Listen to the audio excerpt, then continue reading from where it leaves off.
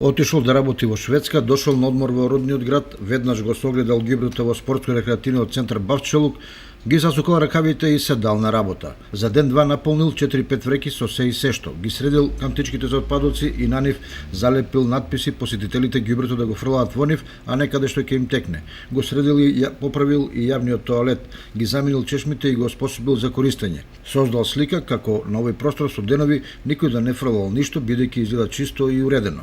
Нашиот соговорник не сака да се самопромовира, туку речиси анонимно, само со свое видување за неговиот екопотфат на микрофон, без слика ни изјави. Не живеам тука, живеам во странство. Сега сум на одмор, таму сепак има некоја друга култура. Секој си го носи ѓубрето во рака додека да дојде првата канта и го фрла ѓубрето во кантичка. Така да никој не фрла по улица. И има и Гоцева шума идам. Таму има некои пензионери, тие се грижат за местото, ама сепак неколку пати од вечерта до утре се бајле, дали млади, дали не знам што и како, доста ѓубре остава. Вели дека овде доаѓа секоја вечер, со неговото синче го шета со количка, додека спие во ладовина под врбите, што им причинува задоволство на двајцата. Овде доаѓале повеќе сограѓани, но само еден му се придружил за да му помогне.